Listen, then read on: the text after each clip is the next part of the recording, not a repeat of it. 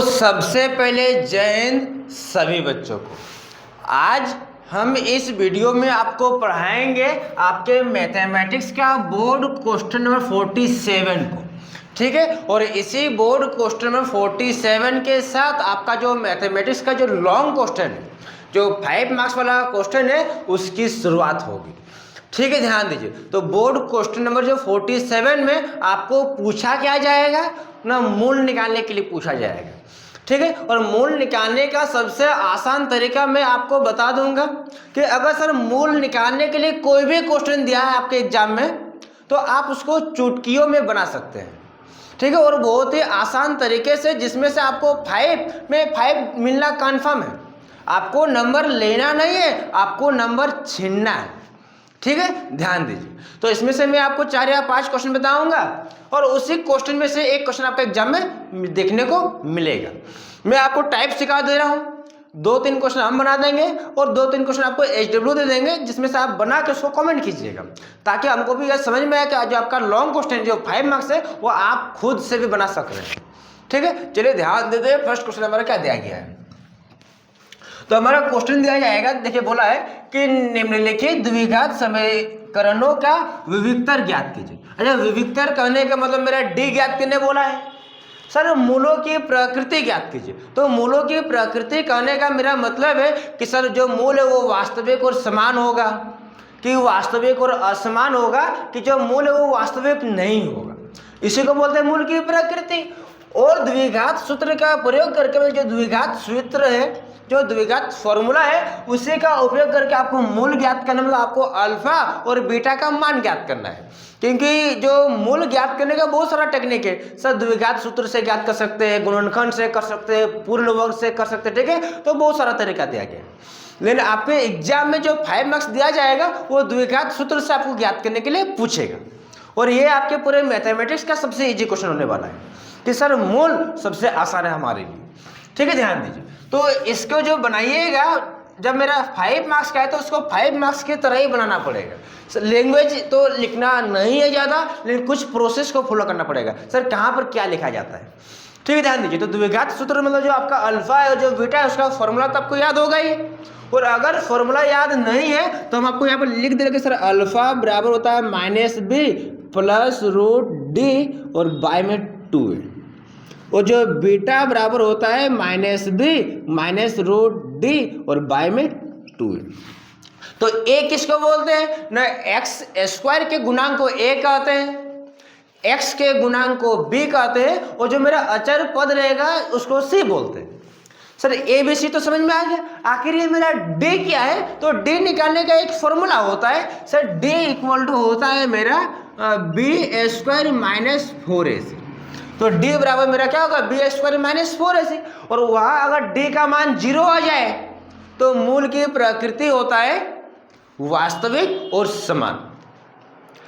d का मान अगर प्लस में आ जाए तो होता है वास्तविक और असमान।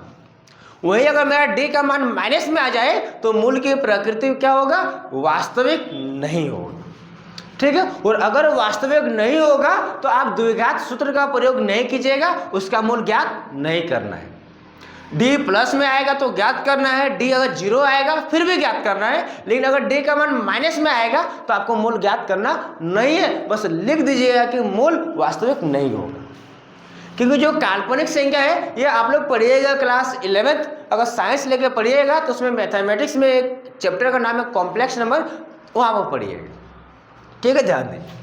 तो सबसे पहली बात आपको प्रोसेस क्या लिखना है, ध्यान दीजिए। मेरा क्वेश्चन दिया गया है 3x² - 5x + 2 = 0।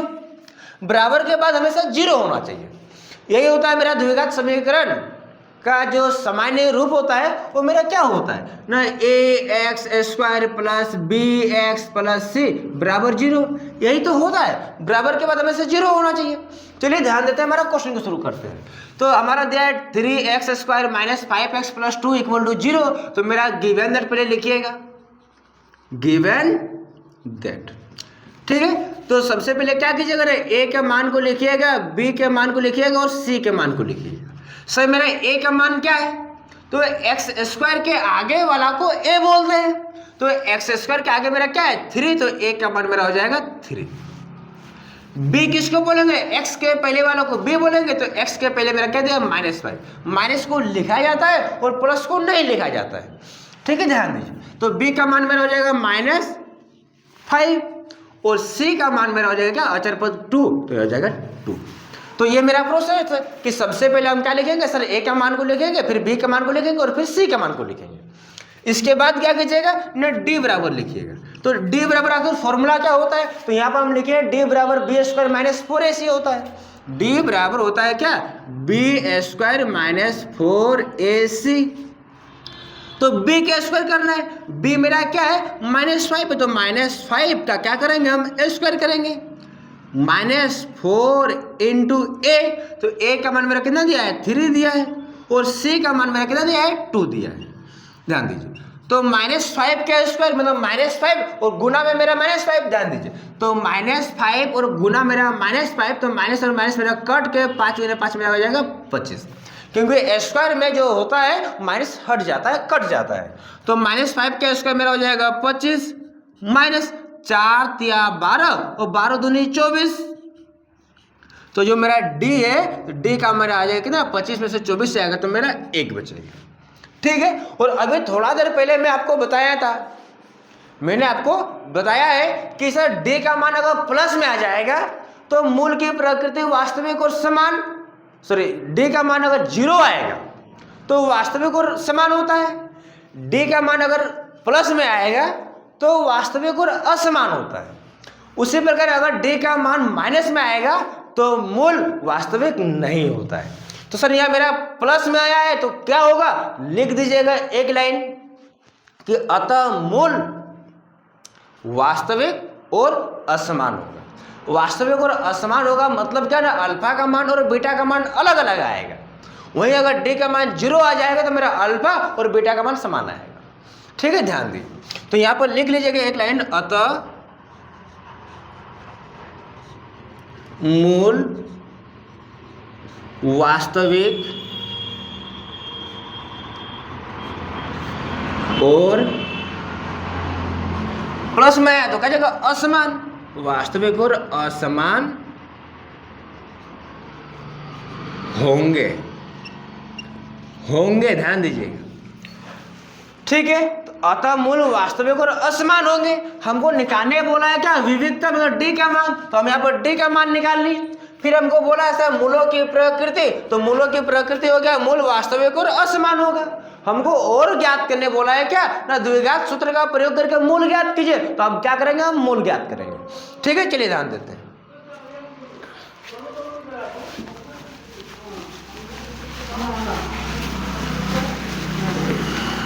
चलिए ध्यान देते हैं। तो इसके बाद क्या कीजिएगा ना, हमको मूल ज्ञात करना है तो हम क्या करेंगे, अल्फा का और बीटा का फॉर्मूला लगाएंगे।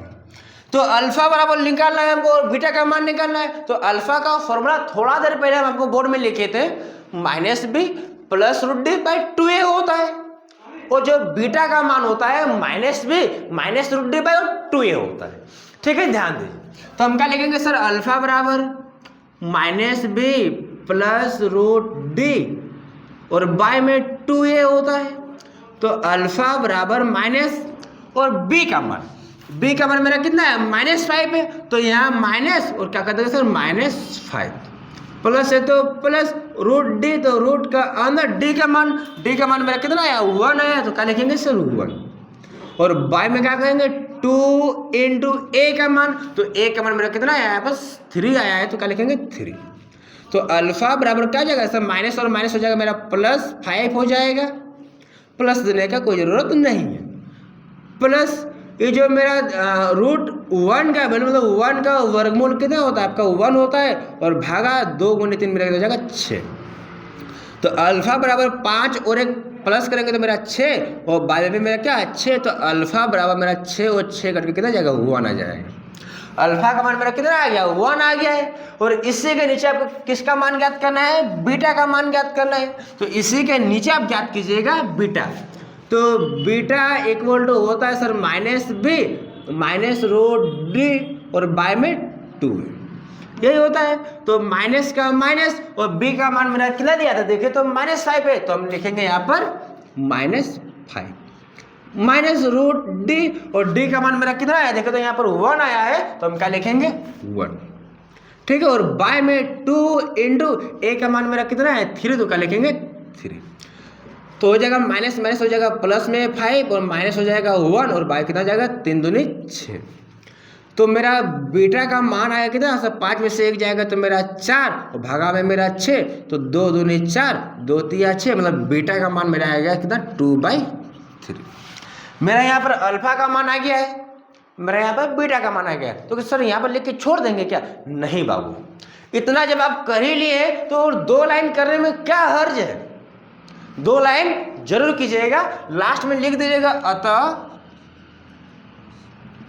अल्फा बराबर, अतः अल्फा बराबर, तो अल्फा का मान मेरा कितना है 1 है और बीटा इक्वल टू कितना है मेरा 2/3, तो लिखेगा 2/3, ठीक है। इतना बनाने के बाद आप 2 लाइन जरूर लिखिएगा सर, अतः अल्फा बराबर और बीटा बराबर, ये आपका हो जाएगा आंसर, ये क्या आ जाएगा आपका आंसर, ठीक है। तो उम्मीद करते हैं कि आपको यह क्वेश्चन बहुत ही अच्छी तरीके से समझ में आया होगा। हम एक बार चेक कर लेते हैं कि यह आपका कैमरा में आ रहा है कि नहीं आ रहा है।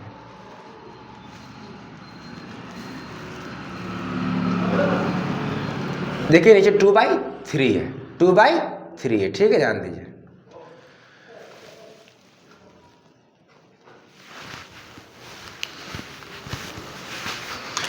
तो अब हम क्या करेंगे, तो इससे पहले कि इसको हम मिटा दें, आप इसका स्क्रीनशॉट ले सकते हैं, ध्यान दीजिए। तो हम अब नेक्स्ट क्वेश्चन को बनाएंगे।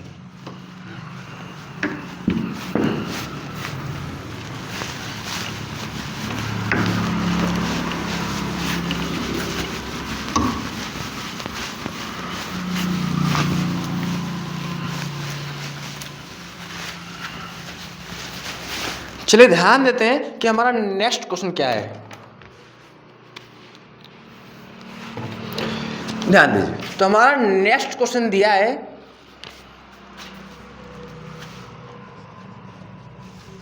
नेक्स्ट क्वेश्चन हमारा है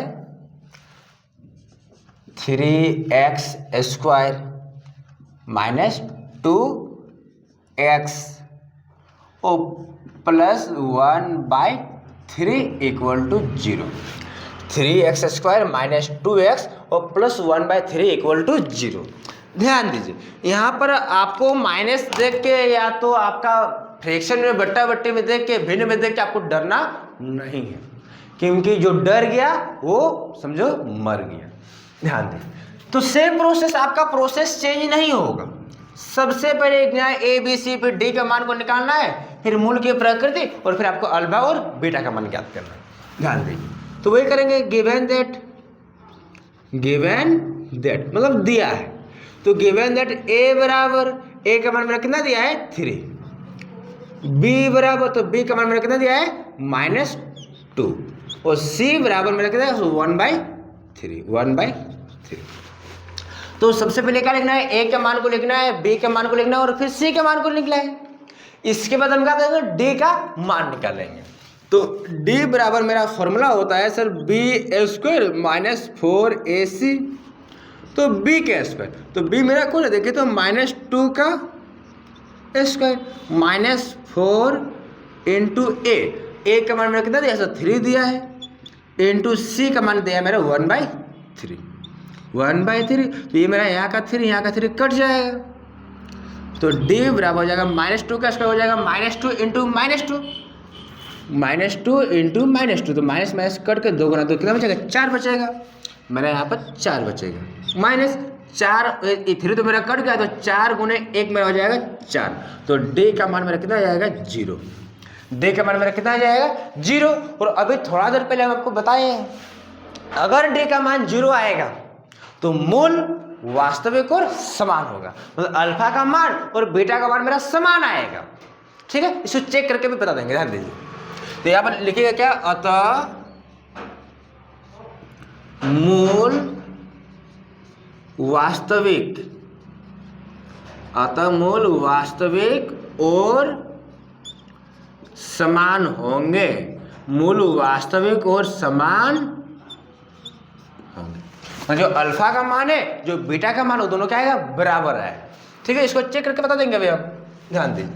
तो इसके बाद क्या करना है, ध्यान दीजिए, मेरा विविक्तर भी ज्ञात हो गया है, मूल की प्रकृति भी ज्ञात हो गया है। अब ज्ञात करना है हमको मूल, तो क्या करेंगे सर, अल्फा बराबर, तो अल्फा बराबर होता है sir minus b plus root d और बाय में 2a। तो अल्फा बराबर माइनस का माइनस, बी का मान मेरा कितना दिया है, देखिए तो -2 दिया है, तो क्या कीजिएगा सर -2 प्लस रूट डी, तो डी का मान मेरा कितना दिया है, 0 दिया है, तो क्या लिखेंगे सर 0, और बाय में मेरा 2 इंटू ए का मान मेरा कितना दिया है सर 3, तो क्या लिखेंगे 3। तो अल्फा बराबर माइनस और माइनस हो जाएगा मेरा प्लस में 2 बाय, अच्छा इस 0 को लिखने का कोई मतलब ही नहीं है, क्योंकि 0 का वर्गमूल 0 होता है। अब प्लस 0 करे माइनस 0 करे क्या फर्क पड़ेगा, ठीक है, ध्यान दीजिए। और बाय का कितना सर 2 इंटू 3 बचेगा, तो ए वाला 2 और ए वाला 2 कट जाएगा, तो अल्फा बराबर मेरा बचेगा सर 1 और बाय में 3, 1/3। 0 का कोई मतलब नहीं होता है प्लस में या माइनस में, गुणा करेंगे तो फिर 0 आ जाएगा, ठीक है, तो प्लस या माइनस में कोई नहीं है। इसलिए बोला भी जाता है कि आप जितना जल्दी यह समझ जाएं कि 1 इंटू 0 0 होता है और 1 लाख इंटू 0 भी 0 ही होता है, मतलब आप कितने भी अच्छे हैं, अगर सामने वाला 0 है तो आउटपुट 0 ही आएगा, ठीक है, ध्यान दीजिए। तो मेरा अल्फा का मान हो गया, अब क्या करेंगे हम बीटा का मान को ज्ञात कीजिएगा, इसी के नीचे कीजिएगा आप, ठीक है, बीटा इक्वल टू अब minus b minus root d और बाय में होता है कितना 2a, तो बीटा इक्वल टू माइनस, और b का वैल्यू में कितना दिया है, देखिए तो -2 दिया है, तो क्या लिखेंगे हम यहाँ पर -2 प्लस रूट, सॉरी यहाँ माइनस होगा, d का मान मेरा 0 और बाय मेरा सर 2 इंटू a का मान मेरा कितना दिया है सर 3, तो हो जाएगा beta equal to minus minus हो जाएगा सर प्लस में 2, प्लस लिखने का जरूरत नहीं है, और बाय आपका सर 2 इंटू नीचे 3 बचा है, तो 2 1 जा 2 8 कट जाएगा, तो बीटा इक्वल टू क्या जाएगा सर 1 और बाय में 3। आप ध्यान दे सकते हैं कि सर मेरा यहाँ अल्फा का मान और बीटा का मान समान आया है, अल्फा का भी मान 1/3 और बीटा का भी मान मेरा कितना है 1/3, मतलब जब हम लिखे सर अतः मूल वास्तविक और समान होगा तो समान आ गया है, और वास्तविक संख्या तो ये है ही क्योंकि ये परिमेय संख्या है। तो इसके नीचे क्या लिखना है आपको, एक लाइन, अतः अल्फा बराबर 1/3 और बीटा इक्वल भी हो जाएगा 1/3। अल्फा का मान और बीटा का मान दोनों का मान कितना है आपका 1/3, ये आपका जाएगा आंसर, ठीक है। तो इससे पहले कि इसको हम मिटा दें, आप इसका स्क्रीनशॉट ले सकते हैं।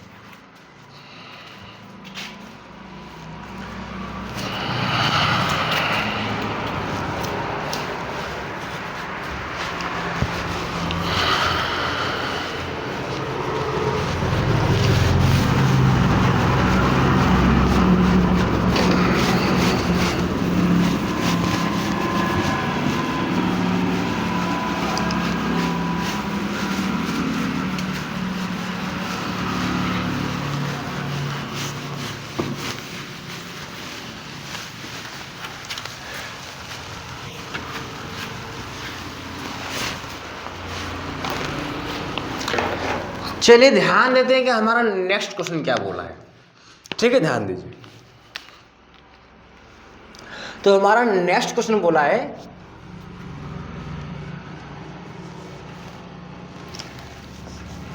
2x² माइनस 2√2x + 1 = 0, ठीक है, ध्यान दीजिए। तो फिर हम आपको कहना चाहते हैं कि रूट देख के डरिए नहीं, रूट देख के आपको डरना नहीं है। चलिए ध्यान देते हैं।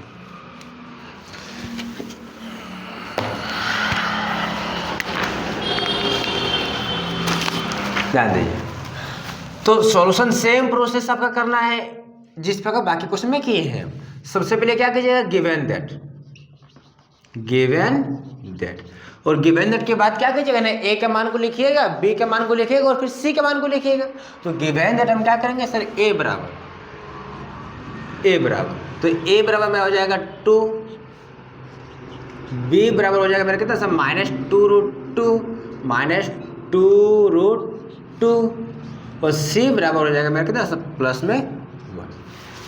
जैसे हम a b और c का मान लिखते हैं, क्या निकालते हैं इसके बाद d, तो d बराबर होता है b² - 4ac, तो b का स्क्वायर, b मेरा कितना है देखिए तो -2√2 सब -2√2 का स्क्वायर -4 इंटू a का मान मेरा कितना दिया सर 2 दिया है, इंटू c का मान मेरा कितना दिया है 1 दिया है। ठीक है, ध्यान दीजिए सर -2√2 का स्क्वायर मतलब होता है सर -2√2 इंटू में -2√2, ध्यान दीजिए तो -2√2 इंटू -2√2, तो माइनस और माइनस सबसे पहले प्लस हो जाएगा कट के, ये 2 गुना 2 मेरा हो जाएगा 4 और ये √2 गुना √2 हो जाएगा मेरा कितना 2, तो 4 2 मेरा कितना जाएगा 8, -2√2 का स्क्वायर हो जाएगा मेरा 8 माइनस 4 दूनी 8 इंटू 1 तो 8 ही आएगा, तो d का मान मेरा कितना आ गया 0, d का मान मेरा कितना आ गया 0, और d का मान जैसे 0 होगा हम मूल की प्रकृति लिख देंगे कि सर अतः मूल वास्तविक और समान होंगे, मूल वास्तविक और समान होंगे, यहाँ पे लिख देंगे अतः मूल वास्तविक और समान होंगे तो अल्फा का मान और मेरा जो बीटा का मान क्या आएगा बराबर है। ठीक है, ध्यान दीजिए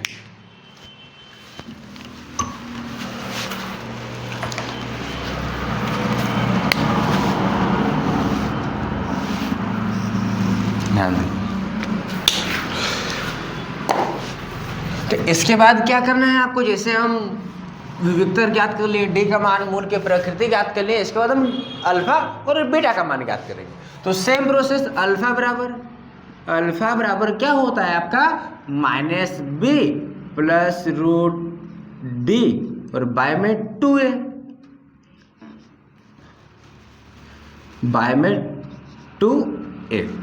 तो अल्फा बराबर सर माइनस और b का मान कितना दिया है देखिए तो -2√2, तो हम लिखेंगे सर -2√2 प्लस d का मान मेरा 0 आया तो 0 और बाय में 2 इंटू a का मान मेरा कितना सर 2 है, तो a का मान हो जाएगा 2, तो अल्फा बराबर हो जाएगा मेरा सब माइनस और माइनस हो जाएगा प्लस 2√2 और बाय में मेरा कितना बचेगा देखिए तो 2 इंटू 2, क्योंकि 0 लिखने का कोई मतलब ही नहीं बनता है, ध्यान दीजिए। तो ये मेरा 2 और ये मेरा 2 कट जाएगा, तो अल्फा बराबर मेरा कितना बचेगा देखिए तो √2, ध्यान दीजिए मेरा बचेगा सर √2 और बाय में 2, तो इसी को हम लिखेंगे कितना सर √2 और ये जो मेरा 2 है इसको हम लिख सकते हैं सर √2 और इंटू में √2 इंटू में √2, क्योंकि 2 का मतलब क्या था सर √2 इंटू √2 मेरा 2 होता है, ध्यान दीजिए। तो ये जो मेरा नीचे 2 बचा है इसको हम लिखेंगे सर √2 इंटू में मेरा √2, तो ये मेरा √2 कट जाएगा, तो अल्फा बराबर मेरा क्या बचेगा सर 1 और बाय में मेरा बजाएगा √2, 1/√2, ध्यान दीजिए। इसके बाद क्या करना है ना, आपको बीटा का मान ज्ञात करना है, ध्यान दीजिए। समझ में आ गया होगा, 2 के बदले में क्या लिखेंगे √2 गुना √2, ध्यान दीजिए। इसके बाद क्या करना है बीटा का, बीटा बराबर होता है -b -√d और बाय में 2a, तो बीटा इक्वल टू -b, तो -b में हो जाएगा कितना सर -2√2, फिर माइनस हो जाएगा √d का वैल्यू हो जाएगा 0, बाय में 2 इंटू a का मान मेरा कितना दिया सर 2, तो 2 लिखेंगे, तो माइनस और माइनस हो जाएगा प्लस 2√2 और बाय मेरा जाएगा सर 2 इंटू 2, तो a वाला 2 तो a वाला 2 मेरा कट जाएगा, तो सेम प्रोसेस मेरा √2 का √2 बाय इसी 2 को सेम करेंगे √2 इंटू √2, क्या लिखेंगे सर √2 इंटू में मेरा √2, तो एक √2 कट जाएगा, तो बीटा इक्वल टू जाएगा मेरा 1 और बाय में क्या बचेगा √2। ठीक है, ध्यान दीजिए, अल्फा का भी मान मेरा 1/√2, बीटा का भी मान मेरा 1/√2। अब नहीं बोलिएगा सर यहाँ फर्स्ट वाला √2 काटे, यहाँ सेकंड वाला √2 काटे, ये लड़की वाला दिमाग नहीं लगाइएगा आप, उन लोगों का तो दिमाग घुटने में होता ही है अपने, आप लोग तो समझदार है। ध्यान दीजिए, सीरियसली नहीं लीजिएगा, मजाक कर रहे हैं बाबू, ठीक है, टॉपर लड़की आएगी। ध्यान दीजिए, लास्ट में क्या कीजिएगा, अतः अल्फा बराबर क्या कीजिएगा सर 1/√2 और बीटा बराबर हो जाएगा 1/√2।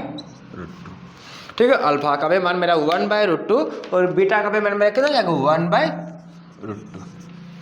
ठीक है, ये 3 टाइप हो गया और इसके बाहर आपका टाइप हो ही नहीं सकता है। एक सीधा साधा बता दिए हम, एक आपका फ्रैक्शन में बता दिए, एक आपका रूट में बता दिए। ठीक है, तो इससे ज़्यादा टाइप हो ही नहीं सकता है। ये आप 3 क्वेश्चन समझ गए, मतलब आपको मूल में कुछ भी क्वेश्चन दे आप सक जाइएगा। ठीक है, तो क्या करना है ना, हम कुछ क्वेश्चन आपको देते हैं HW, उसको बना के कमेंट जरूर कीजिएगा अगर आपको समझ में आ गया है तो। लेकिन अगर आपको समझ में ना आया है तो हमको फिर से कमेंट कीजिए। मेरा नंबर तो आपके पास है ही 6238486909। ठीक है, Hindi, English, math, science, SST किसी का भी नोट्स जरूरत पड़े उस नंबर पर कांटेक्ट कीजिए, आपको नोट्स प्रोवाइड किया जाएगा, भले ही आप झारखंड के किसी भी कोना से हैं। ठीक है, ध्यान दीजिए। तो इसको मिटाने से पहले आप इसका स्क्रीनशॉट ले लीजिए।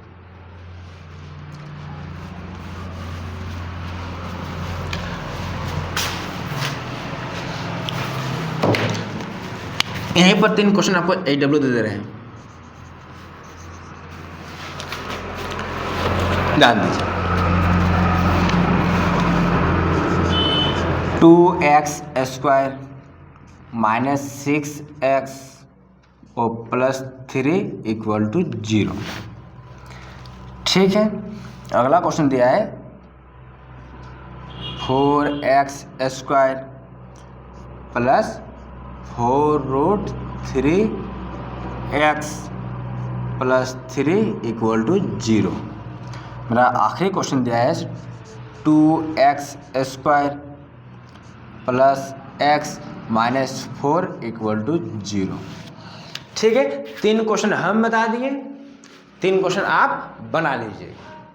ठीक है, मिलते हैं नेक्स्ट वीडियो में, तब तक के लिए जय हिंद, जय भारत, इनकलाब जिंदाबाद।